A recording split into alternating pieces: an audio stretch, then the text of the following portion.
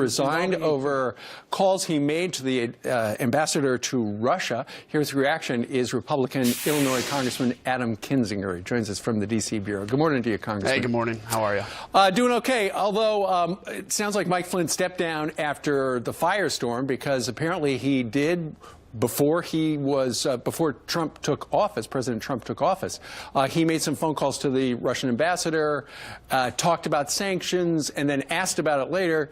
It sounds like Flynn said, I don't remember talking about that, and the vice president, he gave him a story that was not truthful, and that's pretty much why he said, you know what, I better get out of here because this is a distraction. Yeah, look, in this case, the cover-up was worse than the crime, and, you know, it's arguably or questionably a crime, probably not, because, look, you know, Jesse Jackson, Carter, during other administrations, left to go negotiate with other governments against the government, so that was a Logan Act violation. It was a bad decision to call Russia and talk about this in the middle of you know, the past administration determining what sanctions were going to look like.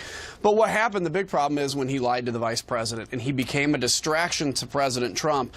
And I think, you know, as an honorable military man, which General Flynn is, he called the president and said, look, I'm a distraction to you. There's nothing more important than you being successful in your administration, and, sure, and did the honorable thing. Well, you got to figure, because Donald Trump wanted to get things going from the get-go, he probably said, okay, Mike, before we start, why don't you call these guys you're going to be dealing with and see what you can get out of them? And one thing led to another, and boom.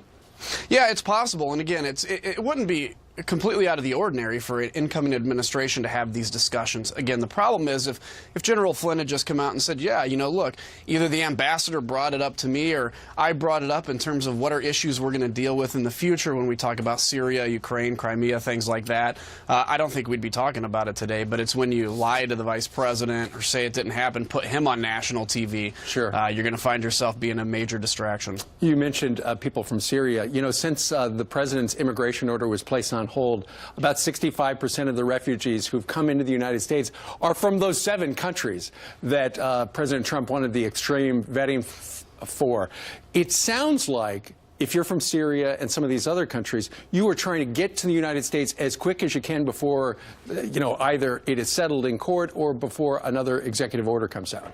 Yeah, I think that's accurate. I think, you know, they probably see a window here. They probably think and know that the president's going to come out with an executive order that actually would fit in whatever the Ninth Circuit Court's decision is.